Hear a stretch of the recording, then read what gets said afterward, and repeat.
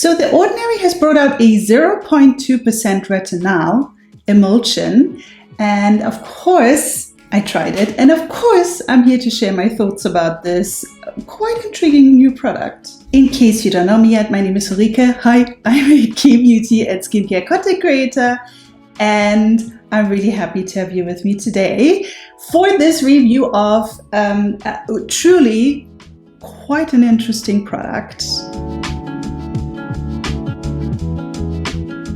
So I received this product about, I want to say, a month ago. So it's been a while. However, technically it is still too early to do a full super thorough review, simply because retinoids take quite a long time to have a really deep effect, especially when it comes to stuff like wrinkles. So technically, after a month, you can't really tell yet if it really will have a super intense long-term anti-aging effect. However, since this is quite a new product and a lot of people are interested in it, I did want to give an early review, as it were, and just give you a general first impression and a few ideas about what the product is supposed to do, and tell you a little bit as well about its key ingredient, which is retinol with an A, also known as retinaldehyde. And I think some people are still a little bit confused about the difference between retinol with an O and retinol. So I'm going to do my best trying to explain the difference and tell you why retinol is a really interesting key ingredient for this formula. I can also already talk a little bit about my experiences with this product. I was a bit nervous to use it at first because it is quite potent.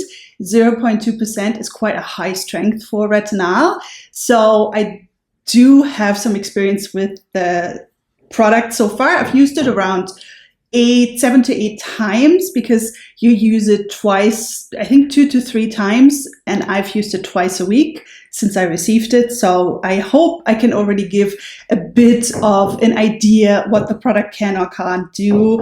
And I will update you in a couple of weeks or months for sure on this product in terms of whether or not it has done amazing things, especially for my wrinkles. In case you're new here, I'm 45, so I definitely do need some proper, intense anti-aging care. And since my budget is very small, I certainly don't have the money for expensive, super fancy, encapsulated retinoids. So this is right up my alley. Also, I received it as PR, so I didn't actually pay for it, just so you know, I'm being transparent.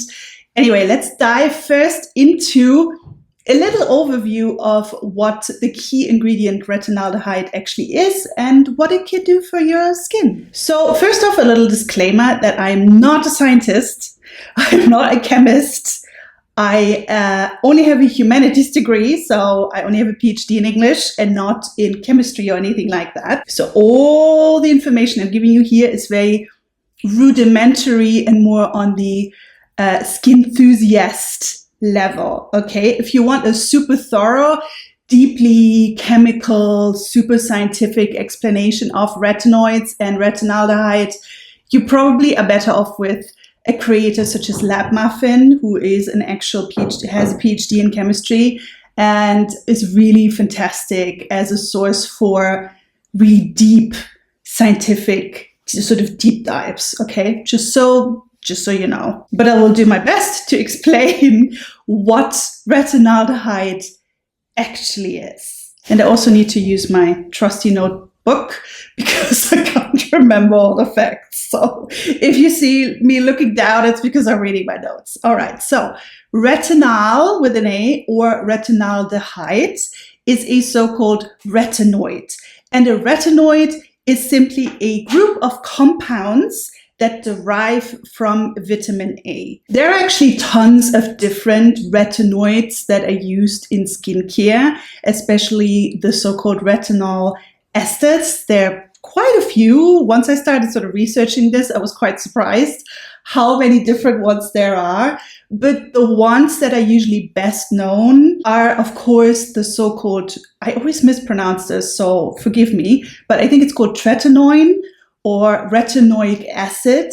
And then retinol with an O is the other really well-known one. And retinol is usually the most extensively used retinoid over the counter, whereas tretinoin or retinoic acid, usually in most countries, certainly here in the EU, certainly here in Germany, you can only get it from a prescription from your dermatologist. So you can't just buy it, not even in a pharmacy. You need a prescription, which is why not that many people here in Germany, I think, use tretinoic acid. I think in America, it's more, in the US, it's more common because I think it's easier for you guys to get the prescription. Anyway, you will let me know in the comments probably how that works. The thing about tretinoin or retinoic acid is that it is the most potent form of vitamin A, or the most potent form in terms of what it can do for your skin, because it is the direct active ingredient. All the other retinoids first have to go through a type of conversion in order to turn into retinoic acid or tretinoin. So tret works best and works fastest. However, because it is an active ingredient, it is also quite potent and can be quite irritating to the skin.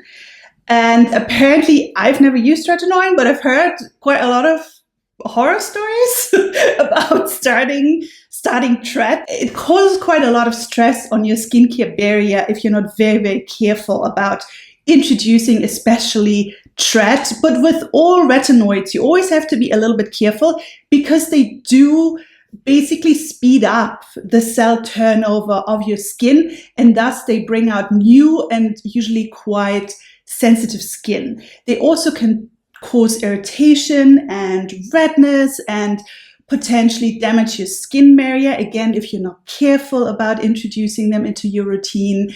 And it is always very prudent to start very carefully, and usually you start off with like once a month, once a week, and then you kind of build up your tolerance for a new retinoid.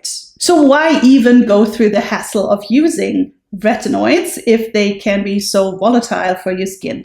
Well, they are pretty much the only truly proven ingredient to have a lasting wrinkle fighting and anti-aging benefit for the skin. They can also help with stuff like acne, enlarged pores.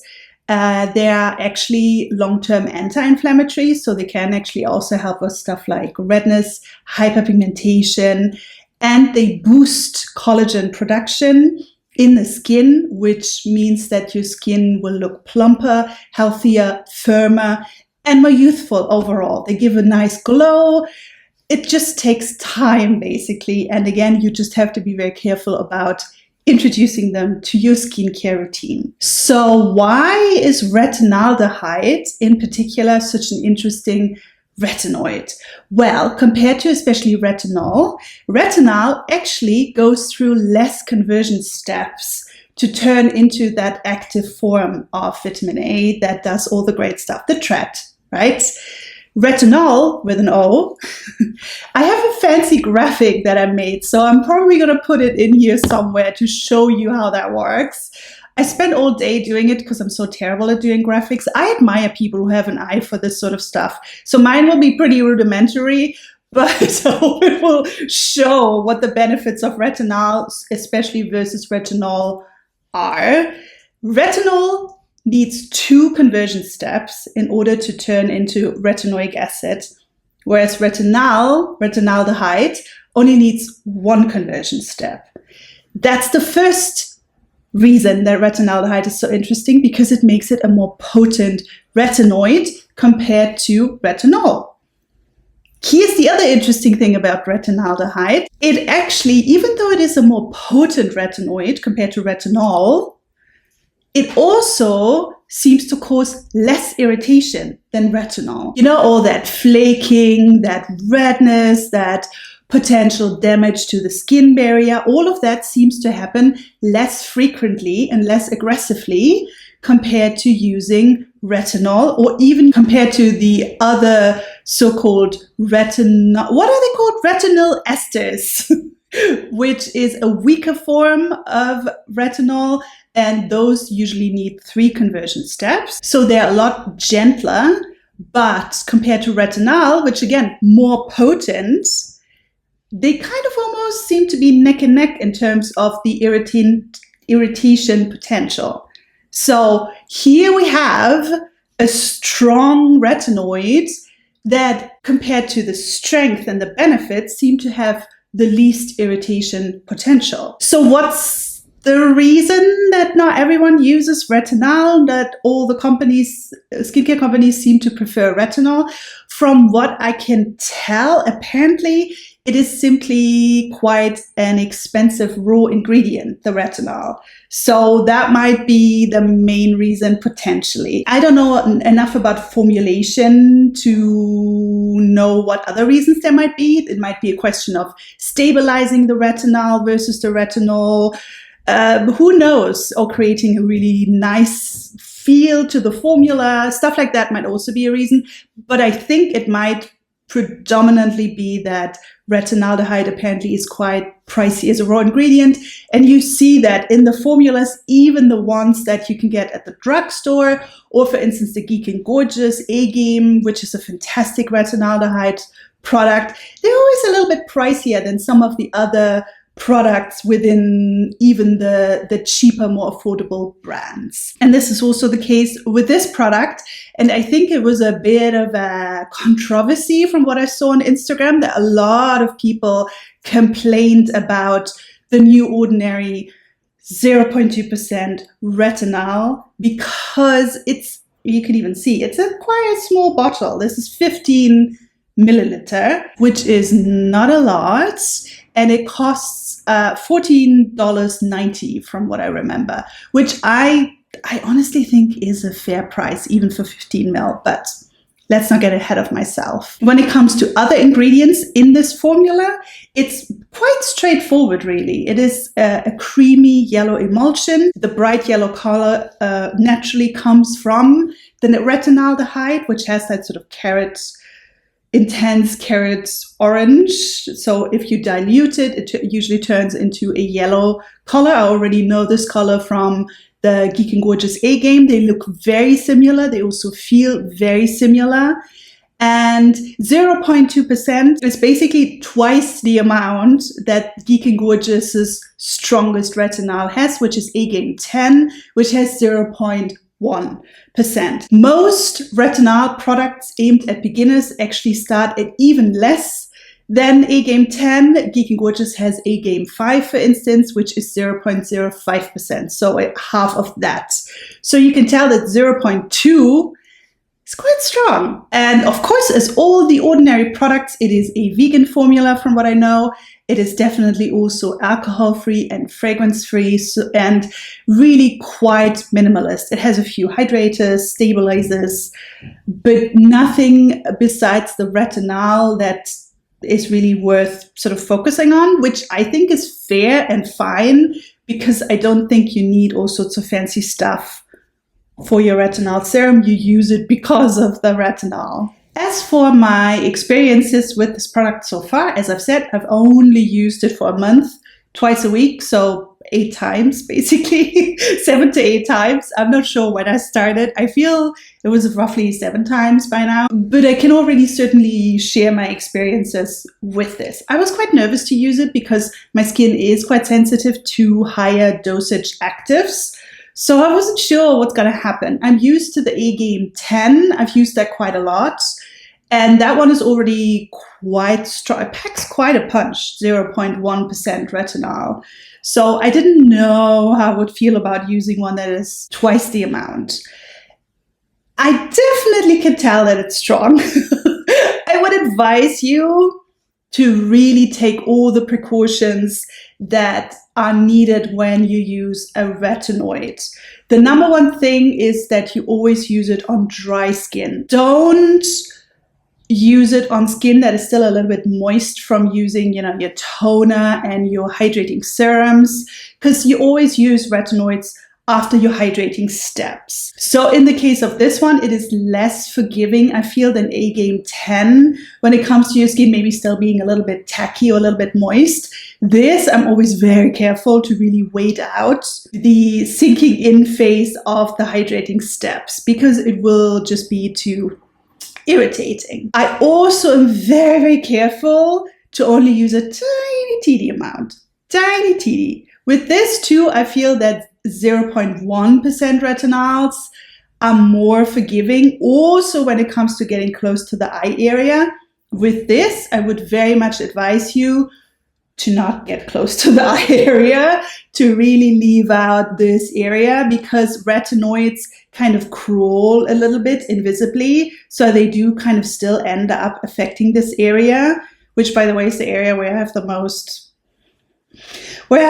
aging, but still I don't want to risk irritation. So with this, I always make very sure that I leave out this area. And I also really only use a tiny bit. This spreads very, very well. I think the formula is really fantastic. Again, very similar to A-Game.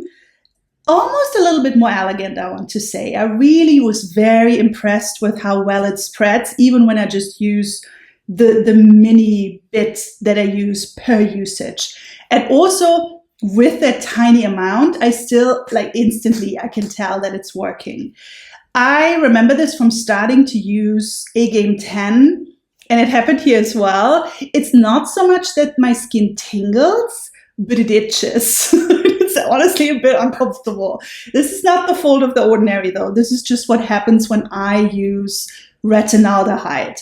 So the itching was quite intense at first. It's kind of died down now after, again, 7-8 times that I've used it now. But I do always have a bit of itching on the days I use it. So I don't know if that's just a me thing or other people experience this, but tingling, not so much, but really intense itching, especially somehow around this area. So I always have to be very careful not to scratch because of course you should not do that.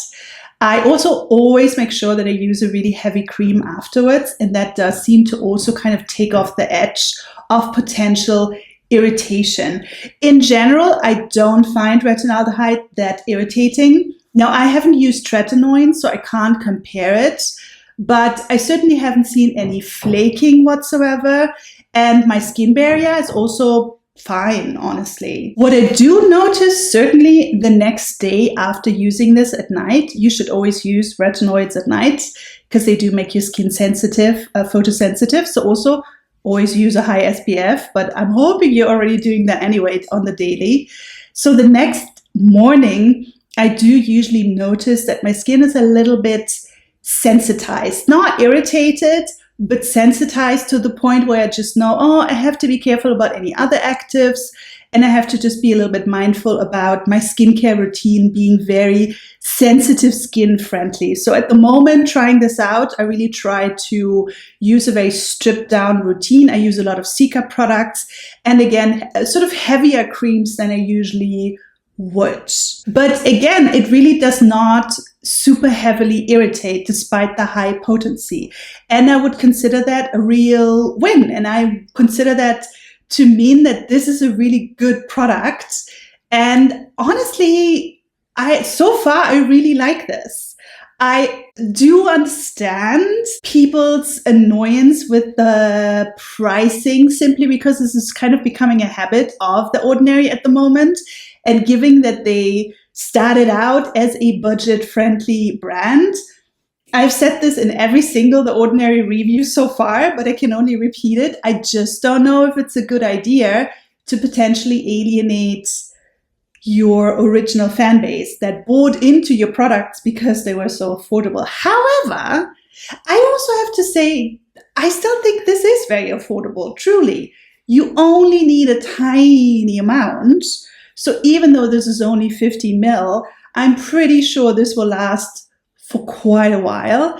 And it is only $15, which is not a lot for a really good, again, high potency retinal serum. Given that I have only used this for about a month, I can't really say that it has helped with my wrinkles yet. Although I also have to say, with A-Game 10, which is the strongest retinol I've used so far, I've also not necessarily seen a super intense effect on my wrinkles, honestly. What retinol for me has done predominantly, and what this also certainly does, is just an overall sort of smoothing and glow enhancing effect. So I feel it just improves overall youthfulness. But yeah, I still have wrinkles. I think at this point in time, I probably would need retinoic acid or tretinoin to really see a dramatic effect. But I will continue using this until it's finished pretty much, and then just again give you an update if I see anything miraculous happening. But it does certainly, again, improve the overall smoothness and the overall sort of youthful glow. It does help with uneven skin textures as well, I find. So it does kind of polish off any sort of roughness, which I've had quite a lot actually, thanks to a pretty intense sort of return of winter at the moment here in Europe. So weather has been a bit rough. And it also does have a bit of a lifting effect, although so far not super dramatically. But again, that cannot be expected after only such a short amount of usage. For me, what I can report back predominantly as of now is that it is quite gentle for the potency that it has. As long as you're careful with it, and as long as you're already used to retinoids, this should not cause an intense problem. I mean, results may vary. So still, again, be very careful. Do not use it more than, I would say, 2 times a week. And if you're a newbie, honestly, I would go with a lower potency and go more for A-Game 5 versus this one. This one certainly is more for advanced retinol users. So yeah, final verdict. So far, I like this a lot. I think it is a well-formulated product. I certainly see improvements in my skin. Long term, I have to see what else it can do. I don't know yet if the high potency strength is needed, if it will make such a huge difference compared to 0.1%, but time will tell. As of now, I really like this, and I think it is a good formula. And as long as you're careful with it, don't use it around the eyes, make sure to only use it on dry skin, buff it in carefully, use a rich cream afterwards, don't forget your SPF in the mornings, all of these precautions. I think this can be a great product for a lot of people, and it has a lot of skincare benefits long term. I do think that retinol will remain a superstar retinoid because it just really benefits so many people, because it's not as strong as the other retinoids, while at the same time actually being more potent than a lot of them. And of course, with the upcoming ban of higher potency retinol products here in the EU, weirdly enough, retinol can still be used at any potency. Make it make sense. I think we will see a lot more retinaldehyde products coming, especially to Europe. And personally, I am a big retinol fan, and I do prefer to retinol. And I think it is worth trying out if you have been a little bit scared of retinoids, because the irritation potential is lower than with all the other ones that are available on the market. And that was my early review of the ordinary 0.2% retinal emulsion, and a little introduction to retinaldehyde, which I hope was a bit helpful, question mark. Let me know in the comments if you've tried this, how you feel about the pricing issue, if you've tried any other retinoids. I'd be super interested in actually hearing whether you've tried tretinoin, because I'm always kind of intrigued by it, but I never know if I should go down that route, because I just hear a lot of intense stories about using it and introducing it and what happens to your skin. So I'd love to hear your experiences with it. And if you're new here, it would be wonderful if you could subscribe. At the moment, I'm I've decided to only do 2 videos per month, so every other week basically, just because it feels that the videos are kind of taking over my life, and since the channel grows very slowly and it's a lot of work, I have decided to maybe step back a little bit and maybe focus more on my writing again. I have a blog that has been a little bit inactive that I want to rejuvenate, so for now, every other week there will be a new video, usually on Thursdays or Fridays, and I would love to see you back. I talk a lot about skincare, mostly K-beauty, but also indie beauty, and hopefully soon a bit of French pharmacy is also gonna happen. Leave a comment, leave a like. It really helps with being seen on this very difficult platform. And yeah, I hope to see you again for the next video. And until then, please take care. Bye.